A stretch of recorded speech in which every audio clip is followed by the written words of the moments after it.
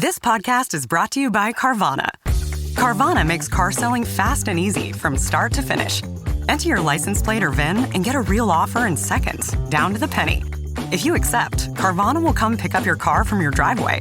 Or you can drop it off at one of our car vending machines. Either way, you get paid instantly. It's fast, transparent, and 100% online. Car selling that saves your time. That's Carvana. Carvana. Pickup fees may apply. The Lincoln Wishlist sales event is happening now. Here's what's on everyone's wish list. Enjoying holiday jingles with brilliant 3D audio that surrounds you? Check. Watching snow flurries through the panoramic Vista roof? Check. Packing up presents with the spacious Lincoln Splitgate? Check. Everything you want. All standard on the 2025 Lincoln Navigator SUV. Visit your local Lincoln retailer or learn more at Lincoln.com for exceptional offers on 2025 Lincoln vehicles today.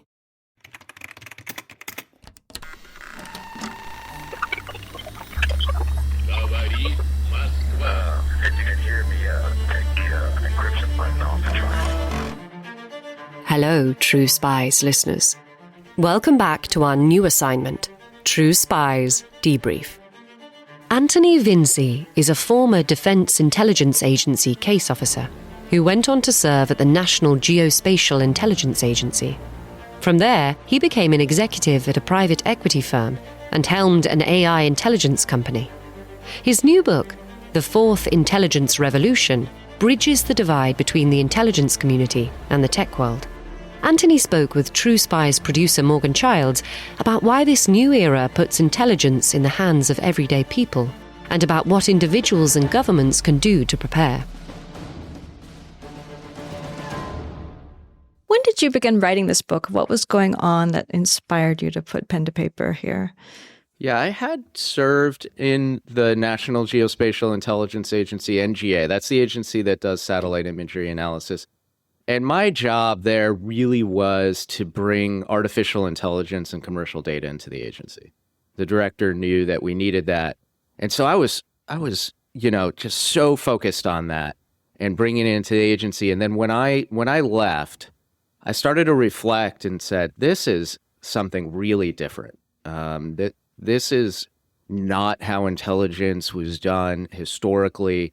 A real revolution was happening.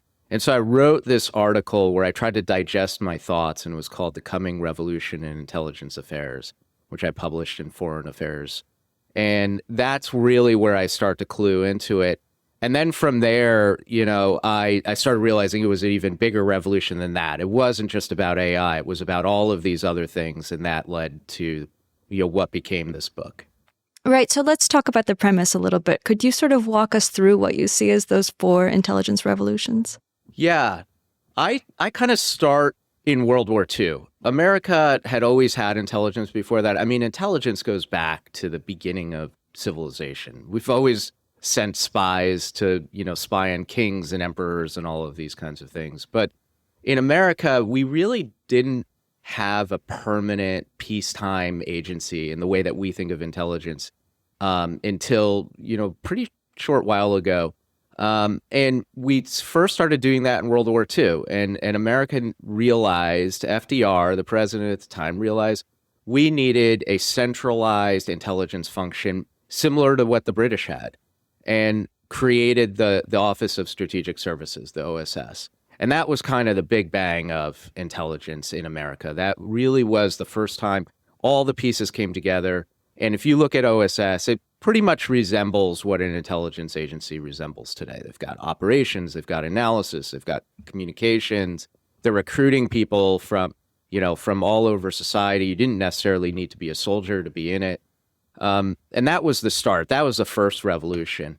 Then after World War II, President Truman actually shut down the OSS, but we quickly realized we were kind of in a Cold War again, and that we're now up against a real threat in what became the KGB, the Soviet Union's intelligence agency. This was a global, very professional, ruthless intelligence agency, and we realized in America that we needed something similar. And so in 1947, America stood up the CIA, and then a little while later, the NSA, and DIA and other agencies. And that's when America really professionalized intelligence and made it something that was permanent and well-funded, and what a lot of us think about as intelligence. I mean, even I still think, I still think about James Bond and all of these things, this Cold War version of intelligence. And that was the second revolution. The third came after 9/11. And what had happened was, oddly, we sort of became so good at intelligence with the CIA and so forth. We were so good at compartmenting information and ensuring that the Soviets and other countries would never be able to, infiltrate our agencies, that we over-compartmented it. And then Al-Qaeda, this terrorist organization that was decentralized and could operate anywhere, kind of went below the radar and in between the cracks. And they were able to come and attack America in 9/11. And that led to this third revolution, where now we had to take this, what was called at the time a whole of government approach. And America created what's now called the intelligence community. We had not just the CIA and DIA and NSA. We had FBI had an intelligence function. Treasury Department had an intelligence function. All of these agencies had to work together in this whole of government approach. And that was really new.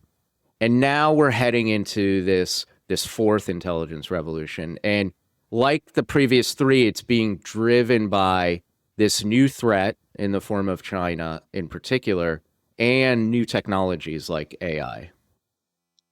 So you talk a great deal in the book about what you call the democratization of intelligence. I have to ask, do you think of that, largely speaking, as a good thing? It's an interesting concept, and I suppose I'm curious if you're using democratization for a reason rather than a word like mainstreaming or despecialization. Are you suggesting in some way that intelligence until now has been undemocratic? It's an excellent question. Well, what I sort of mean the democratization in a couple of ways. One is that the adversaries are now spying on everyone. So rather than just targeting presidents and generals and people like this that we sort of usually think of being the targets of espionage, everyone is now a target of espionage, not just in America, I would say globally. And this is why we see personal information being hacked and stolen by, Chinese or Russian hackers and so forth. It's also why we're seeing information attacks like what happened in the 2016 election are being targeted at everyone. So by democratization in that sense, I mean that it's not just about leaders, quote unquote, anymore, and politicians and people in the military. It's about everyone. So do I think that's good? No. I would prefer that my family wasn't being spied on, but it is just a reality, and it's now something that happens to everyone.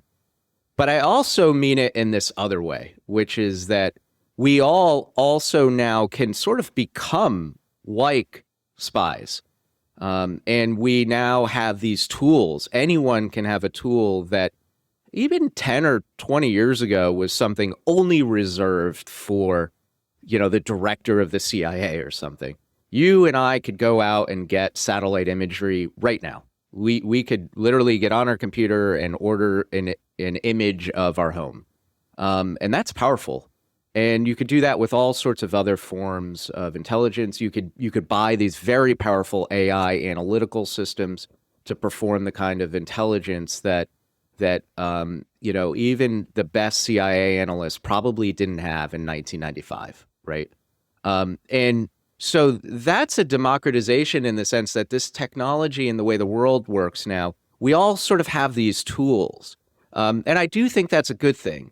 And in fact, I would go so far as to say that should almost be like a right. Almost think of it like as the Second Amendment in a way, but for information.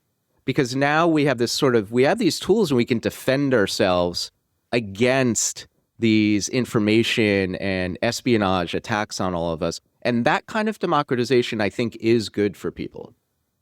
a right. I mean, that's really a sort of a bold statement. Don't you feel that the right to information is something that, of course, from a democratic perspective, absolutely the right to information, but it also seems like that's a concept that could be weaponized. Yeah, I think you saw right to the heart of the dilemma that I have, and that we should all have. We all, of course, in America and most European countries, have a right to freedom of speech in some form. So we have a right to read whatever we want. People in authoritarian countries don't have that right, but most of us do.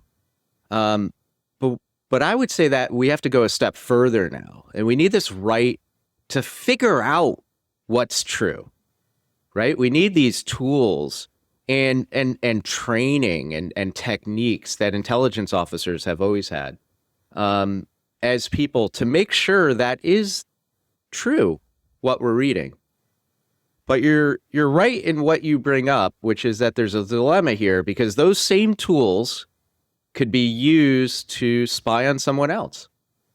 And this is why I sort of would purposely draw the parallel with the Second Amendment, this right to bear arms, because obviously weapons can be used to defend yourself, but they can be used to threaten someone else. And there is a real obvious dilemma there, and then it's a scary one. But it's a right for a reason in the Constitution that Americans should be able to defend themselves from, say, a foreign invader, and also, by the way, from our own country. The founding fathers were thinking about tyranny. And I see this right for information arms, you could call it in a way, in a similar way, that it's a way to defend ourselves from foreign invaders, in a sense, who are attacking us with information operations, but also potentially to defend ourselves from our own government. If in America we ever fell into a tyranny, then Americans would be able to use these tools, these techniques, this training to sort of see through propaganda and so forth. And so I think it's worth the trade-off, but that doesn't mean that people should be able to do whatever they want. Just like, yeah, maybe we have a right to bear arms, but it doesn't mean you have a right to a nuclear weapon. It doesn't mean you have a right to like walk in and drop a grenade in a shopping mall or something. There are rules and there's ethics around this. And the same thing should be true for these information arms. There should be rules. There should be ethics around it.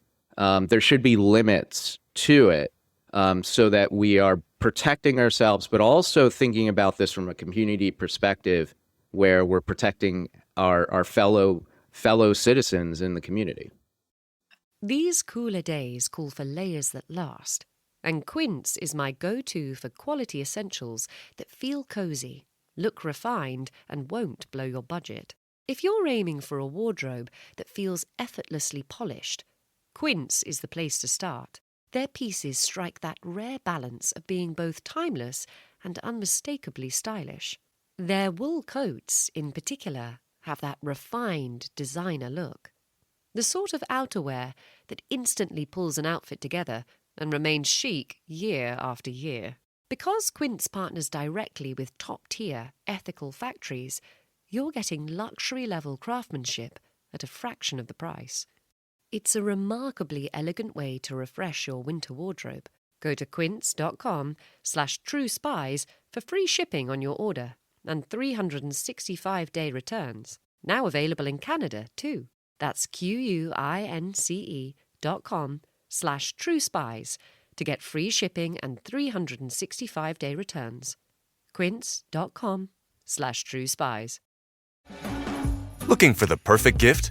Blink has you covered.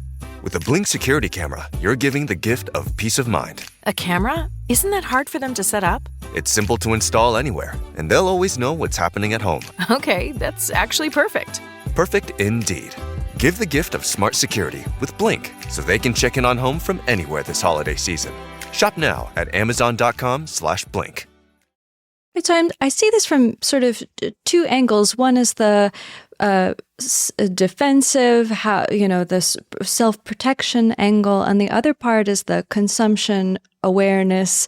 I'm reading your book as a journalist. I'm thinking about it from a media literacy lens, right? So there are sort of two ways to approach. My question for you is, whose role do you think is it to educate the public about, for example, how intelligence is sometimes used against them, and who do you think should be teaching people about the dangers and how they can protect themselves?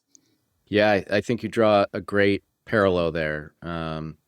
So for a long time, I think Americans thought of espionage as something that the government did.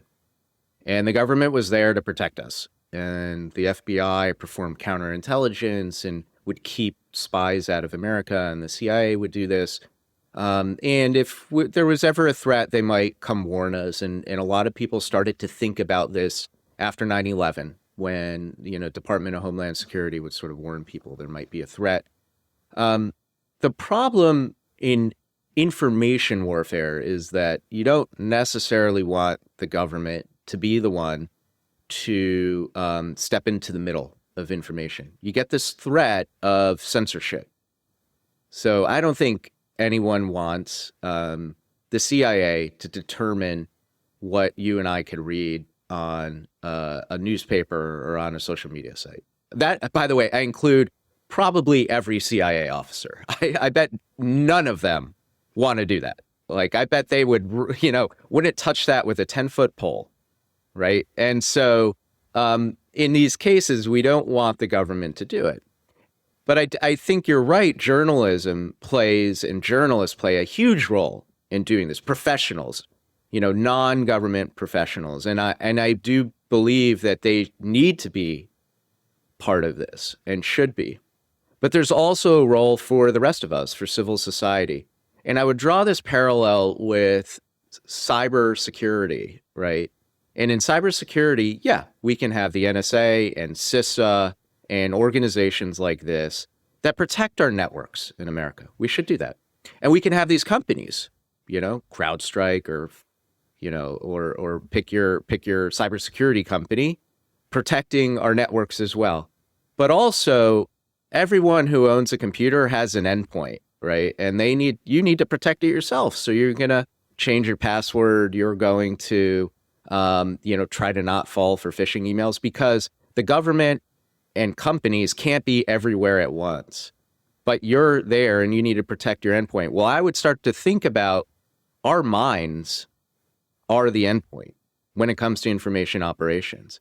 And our families and our communities are. And you need to protect yourself. You need to protect your family and your friends. And the way to do that is to have your own tools and your own training and so forth to protect yourself at that endpoint. So let's talk a little bit more about the government's role here. I mean, you were appointed the first chief technology officer at the NGA, which you've mentioned, the National Geospatial-Intelligence Agency. Can you talk to me a little bit about that role and why it was created? Yeah, I first started as I was actually the associate director for capabilities, and that was a powerful role. It had I oversaw all of the technology, all of the research, the contracting, procurement, the strategy, the budget. And that was a big role for someone who, by the way, I had earlier in my career been a case officer and then worked, it's a great intelligence role, but not the most senior role in the world. And then was at a tech startup. So it was a little crazy of the director of this agency, Robert Cardillo, to say, this is the guy we want essentially running half the agency. And the reason he did that is he saw that the agency was under threat. And I mean that in this sense. If NGA didn't figure out how to deal with this new threat from China and so forth, and how to use all this new technology, we wouldn't be able to do our jobs. We wouldn't be able to stop these threats to America. And he realized this was an emergency, and that we had to do something completely different, and start bringing in technologies that were very, very new. And if you know anything about the government, it's this. It's very hard for the government to bring anything in and to bring it in quickly. It's so hard bureaucratically and financially and everything. So he almost needed this like startup mentality of like, let's go quickly and try this new stuff out. And that's why he asked me to join. And that really was my role. My role there was to figure out how to take all this new technology. And at that time, computer vision in particular was this new AI technology where instead of people now having to look at all these satellite images, which is essentially what many analysts do at NGA, you could start to have a machine look at them and triage them and identify objects on them and identify change. And that would, potentially could revolutionize the agency, because now we could look at so much more imagery, we could look at it so much more quickly, we could, head off these threats so much better. And so my job really was about that. How do we get this technology in? How do we get people to start using it? How do we figure out how to trust it and test it and evaluate it? And how do we bring it into the mission? Yeah, the environment, though, that you described there is remarkable. I mean, I'm going to quote you back to you. You write in the book, "This lag between the belief that the old system keeps us safe and the reality that it does not is what holds us back." Yeah, I would think about NGA and intelligence like this. I don't know if you saw that movie, House of Dynamite, where there's this missile coming towards America, a nuclear missile. And if it's on the trajectory to hit an American city and millions of people will die, that is a real mission. That's literally what people at NGA do. They come to work every day and they were like, I am not going to let that happen. Not on my watch.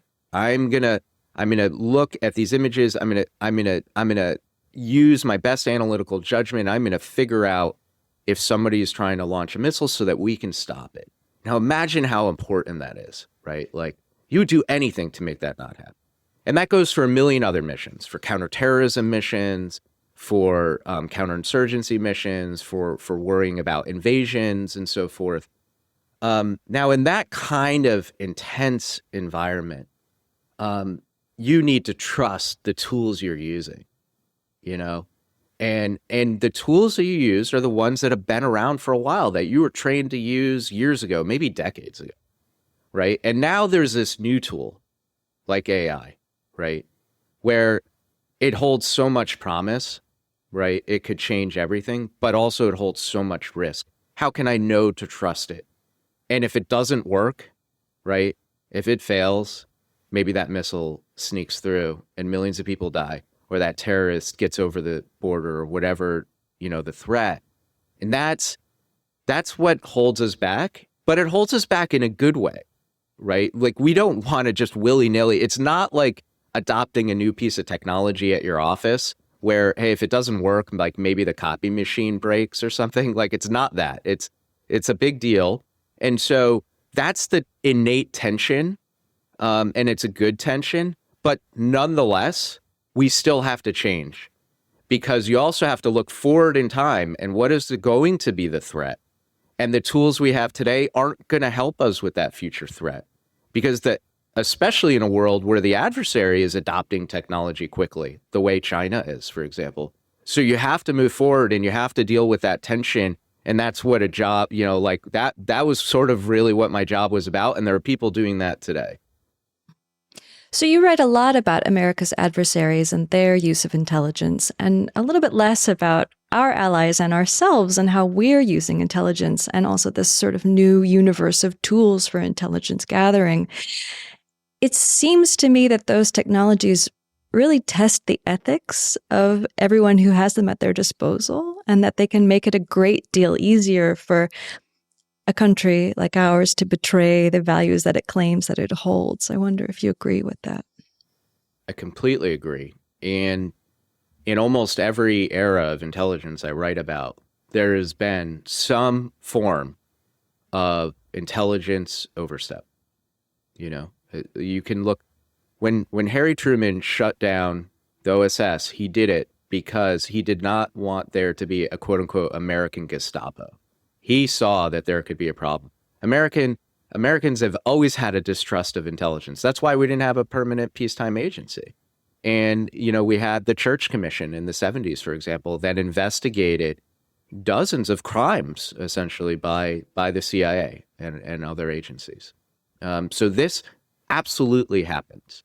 And it is on every intelligence officer to have that integrity to follow the rules and to try to not have this happen.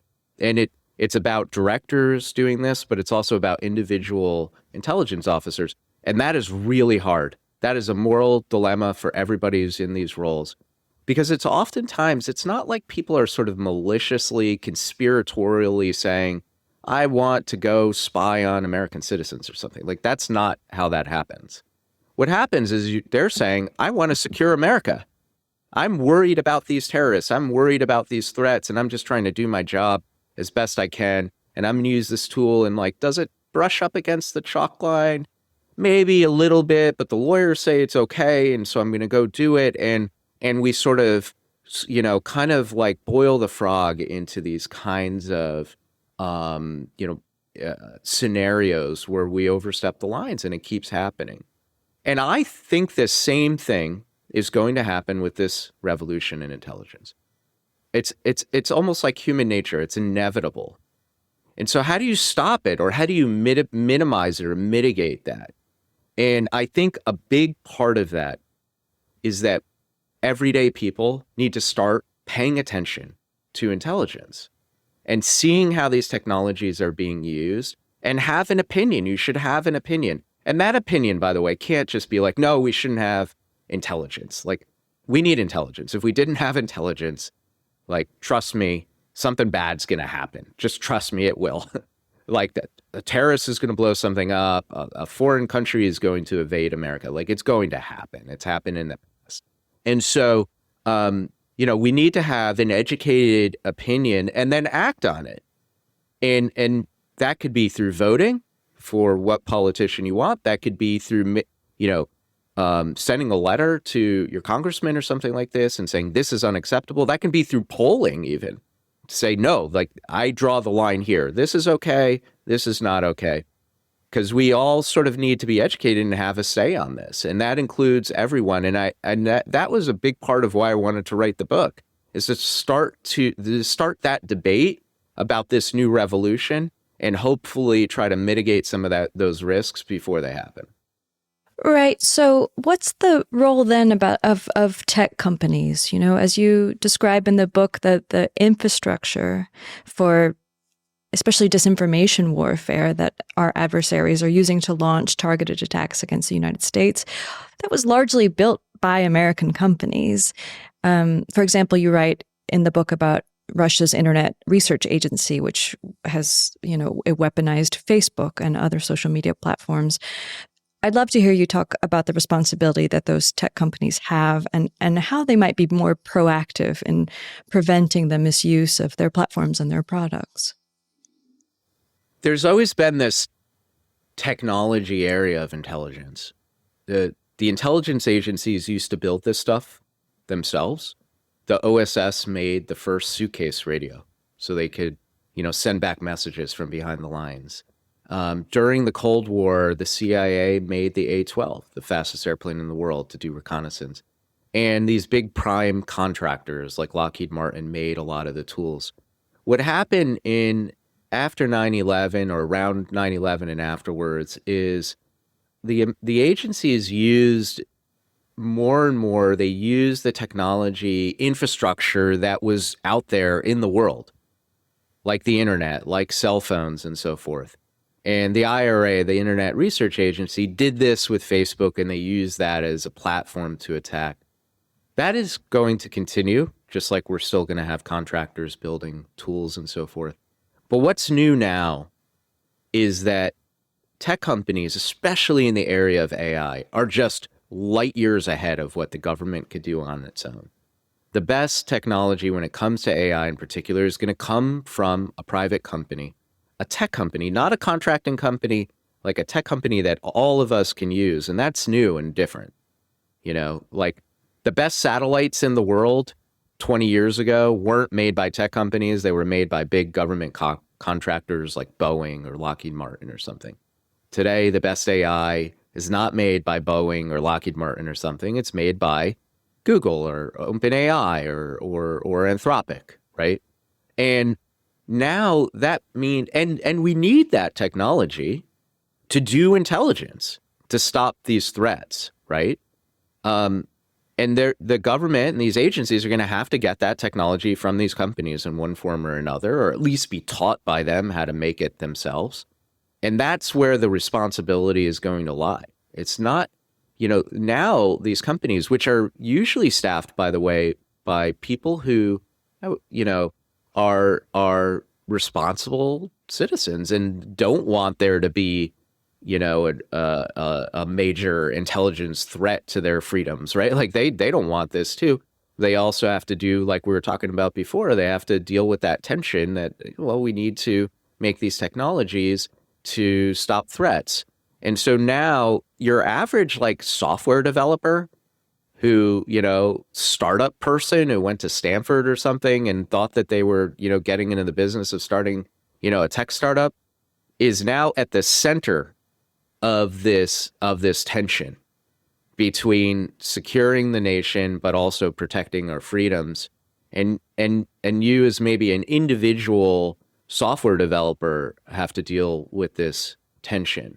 And again, that goes back to why I think we all really now are playing a role in intelligence at some level, and should know about it and should have an educated opinion and have to make these same ethical choices that someone like me, who used to be a case officer out in the field, used to make. Right. So I guess listening to you talk, I'm still wondering where the buck stops. I'm thinking about, something that my friends and colleagues are talking about a lot these days is Section 230, right, of the Telecommunications Act, which essentially provides legal immunity for big tech companies that are circulating disinformation and amplifying essentially that disinformation. And so maybe the flip side of my previous question is, do you see a need for governments to step in and rethink measures perhaps like that one, and the permissions that these tech companies have if they themselves aren't taking sufficient measures to prevent their abuse? Yeah, well, I would look at artificial intelligence, for example, where these chat systems like ChatGPT or Claude or Gemini are becoming the arbiters of information. People are not even really I don't even really use search anymore. I just ask the question and all the information is going to come through this AI system. And that's powerful and scary because it's now the tech company more than ever will have a say over what you know about the world. And how do we deal with that? And that goes for intelligence, that goes for everything, for life in general. And we absolutely, as a nation, as a world, really, because these are global technologies, need to sort of assess, how do we deal with that? Will a regulatory, law or policy change that? I don't know. It's so hard to imagine. What would that even look like? I think it's more about how we as a society decide these companies should operate, and draw the lines ourselves. And we can do that by simply saying, well, we're just not going to use that. So I think people at the individual level need to be educated to understand how these technologies work and just say, we're not going to use that. And again, going back to this, sort of take responsibility for how you interact with information and begin as a society to train people and give them tools to assess the risk in these technologies, to use them appropriately to protect our information ourselves, to see ourselves as the responsible party in the endpoint, right? And I think that goes for AI in general, and it's hard for me to see any other way around that. Now, having said that, of course, there's still a role for regulation and for policy, but I think it needs to be sophisticated. If you looked at Section 230 when it came out, I think it was in the late 90s, right? Like, yeah, this is well before social media. Like, no one could have imagined at that time where this was going. If you could, you would have been a billionaire, right? And so, like, we can make a policy now. I just suspect what will happen is that it will evolve into a direction we can't think about, and we'll end up right back at the start. And so, yes, we should think about those policies and have some basic ones. For example, I'll give you one. I think anytime there's an AI, it should identify itself as an AI. I don't think we should be able to be tricked. Like, if you get on a phone call and you're talking to a non-human entity, it should tell you. I don't like it when I get on these customer service calls and they're saying to me, it's talking and I don't realize it's a robot, and I don't want that. I don't think anybody does, right? I think that that's like a pretty responsible role. I think that there are very few people who disagree with it other than maybe customer service companies. I'm not sure. That feels like a rule that we could all get behind. It doesn't have that much of a downside or unintended consequence. And by the way, would protect us from things like information operations heavily, because if a foreign power was using one of these tools, it would have to identify itself, or if it didn't, it could be prosecuted. And so we could use law enforcement, right? So yeah, I think there should be rules like that. But even then, people can cheat. People can just like not identify it. People, so you still need to protect yourself. So I think it's still going to come back to, individual responsibility. Okay, since we're already in a grim space, I want to ask you about climate change.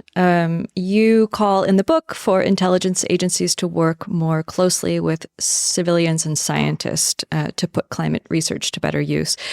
But you do rightly point out that there's a trust issue at play here. So what would it look like exactly for the intelligence community to take climate change more seriously as a major threat?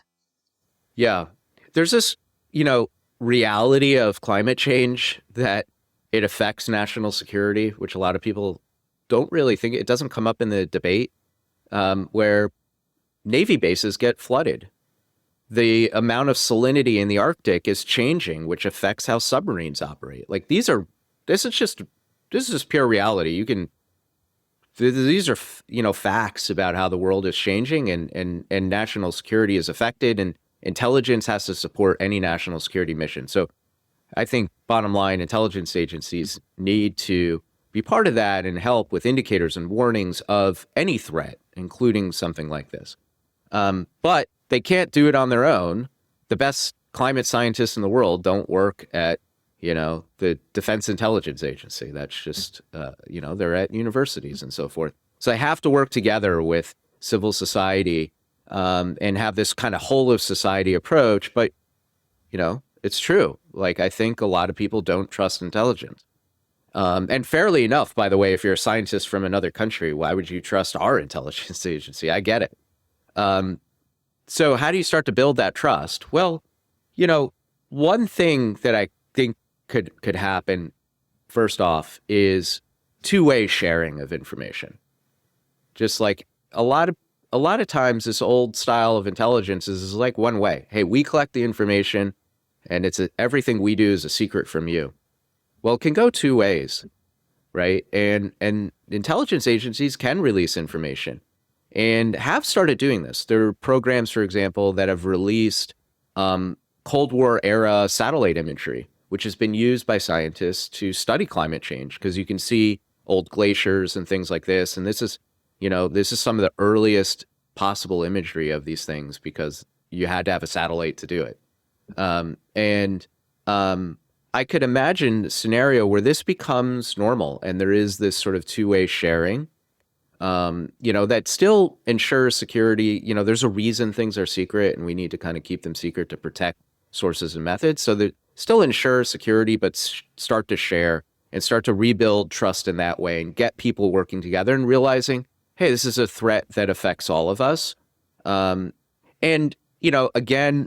I'm going to keep beating the same drum. I think that if we all start to see ourselves as part of securing society and securing our communities and start to see intelligence as something we all do, that will build a bridge as well. And because now you're sort of thinking to yourself, you know what, I've been, doing some online research myself on a threat that I'm concerned about. Maybe it's human rights in China. And I see how hard this is. And I see how bad these people are that are keeping, the Chinese Communist Party is keeping, political prisoners in concentration camps in a specific ethnic group, the Uyghurs in concentration camp. And I see that the intelligence agencies are worried about this too. Now there's some common bond. You're starting to think about the issues in the same way. You're starting to be more on the same team. I think that will really help over time. Running a business comes with a lot of what ifs, but luckily there's a simple answer to them. Shopify. It's the commerce platform behind millions of businesses, including Thrive Cosmetics and Momofuku, and it'll help you with everything you need. From website design and marketing to boosting sales and expanding operations, Shopify can get the job done and make your dream a reality. Turn those what ifs into... Sign up for your $1 per month trial at shopify.com/special offer. This episode is brought to you by Netflix. So Netflix is basically Santa this year. 2 NFL games on Christmas Day, streaming live. At 1 p.m. Eastern, it's Cowboys, Commanders. Then at 4:30, you've got Lions, Vikings. Midwest football, playoff stakes, and probably some snow. Watching holiday football is a tradition the whole family can enjoy. Open some gifts, grab some food, settle in, and watch NFL Live on Netflix this Christmas Day. There's also a really interesting section of the book about the COVID-19 pandemic. You write about how in November of 2019, the National Center for Medical Intelligence warned that this new coronavirus could become what it called a cataclysmic event. But of course, that warning wasn't heeded. And you suggest that it might have been in part because our understanding of national security is too limited. You've sort of made reference to this here also. I'd love for you to tell me a little bit more about what you mean by that. Yeah, it's true. I think we have traditionally thought of national security as, tanks and bombs and invasions, right? And that's how why our agencies were created, was to stop that. It's, political military intelligence. A lot of people shorten that. They say Paul Mill, and that's like the phrase. But now the, national security competitions are growing. They're becoming wider. And that includes economic competition, for example. And it means there needs to be economic intelligence. Our adversaries are doing economic intelligence, and that's a threat, and we need intelligence back at them. And I think the same thing goes for things like pandemics. COVID showed just how damaging a global epidemic could be. Millions of people died. All sorts of economic ramifications, societal changes that came out of it.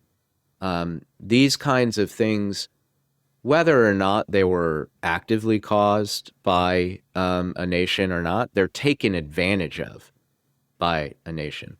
China, from my reading of the situation, my belief is it was a lab leak, and it pretty clearly was, given where it stemmed from and what was going on there in Wuhan. But even if maybe you don't believe that,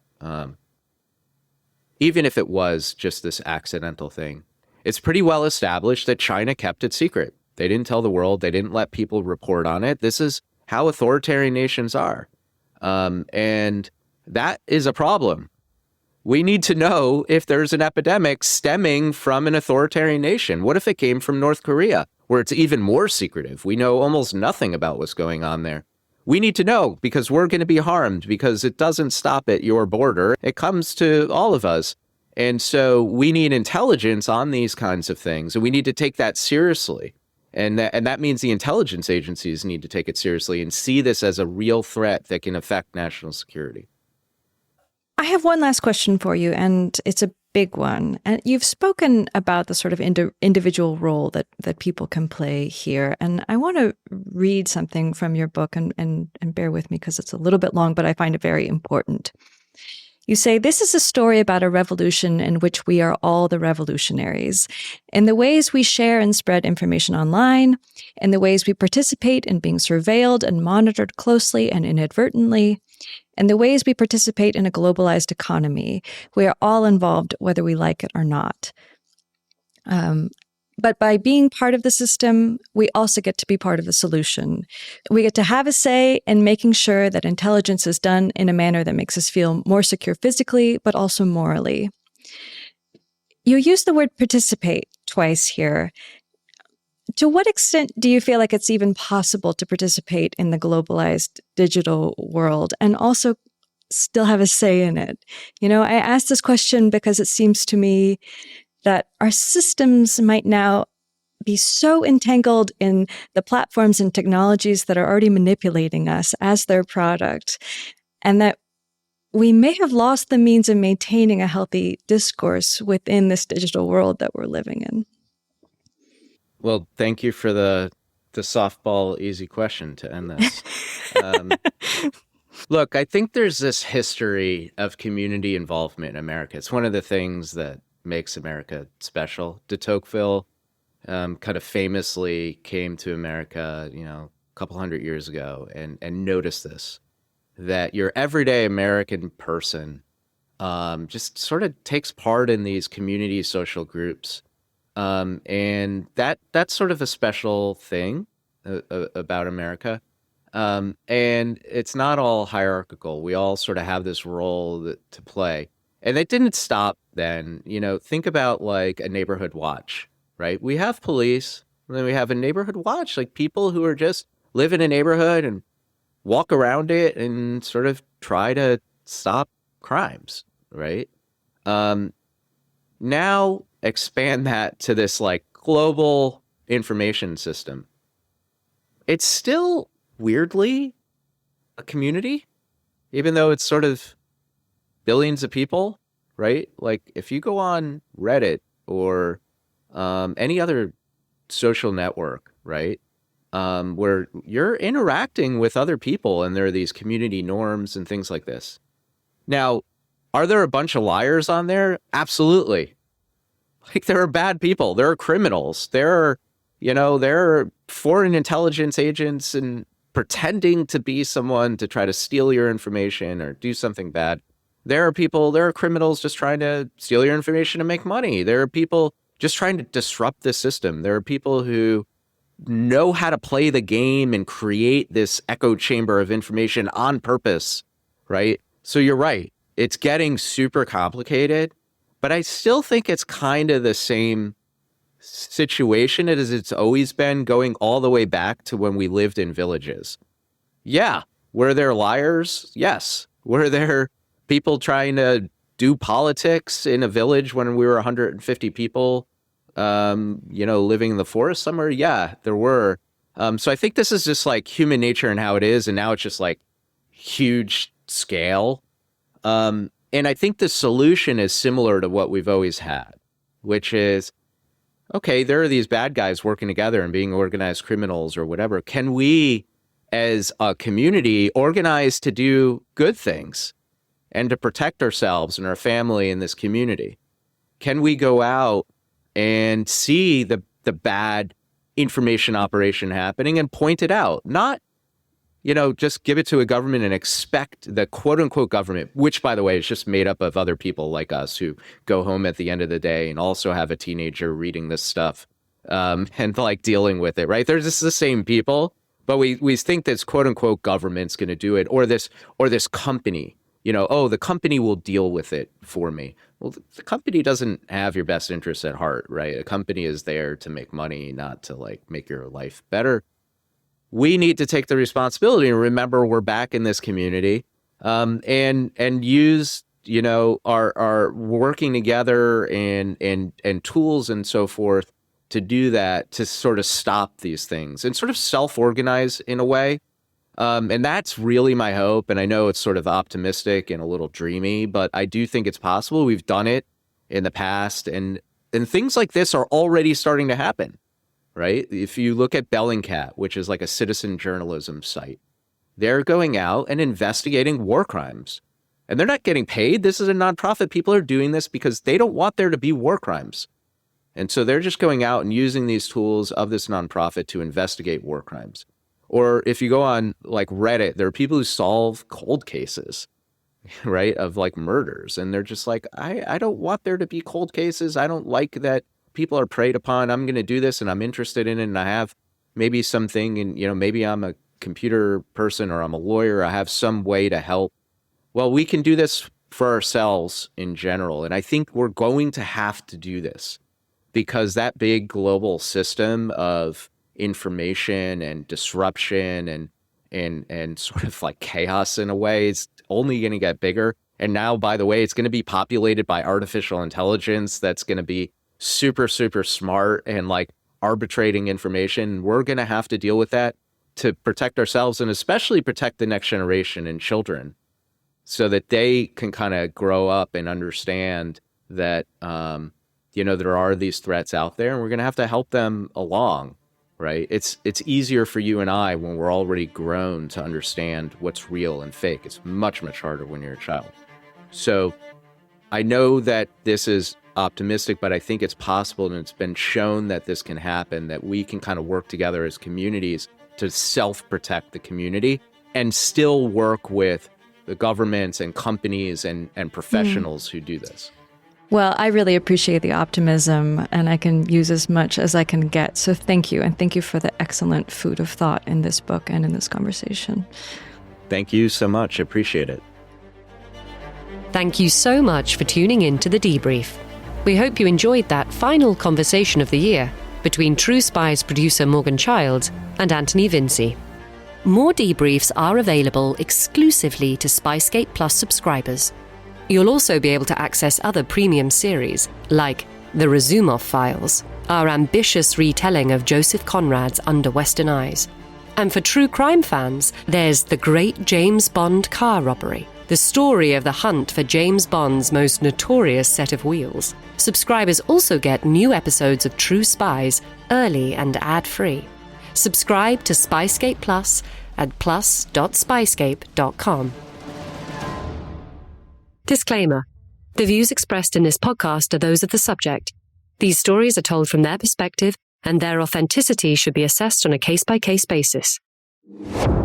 If you're enjoying this podcast, please click now to give it a 5-star rating or leave a review. Ratings and reviews help people discover the podcast and help us bring you more great stories. And if you have some time, why not forward the podcast to a friend?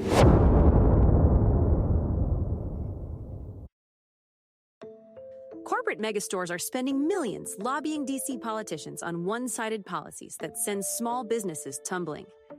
They want to enact harmful credit card mandates that take resources away from your local credit union and community bank, leaving Main Street businesses with less access to credit, making it harder for your family to pay for everyday goods like gas and groceries. Tell Congress to guard your card and oppose the Durbin-Marshall credit card mandates. Paid for by Electronic Payments Coalition.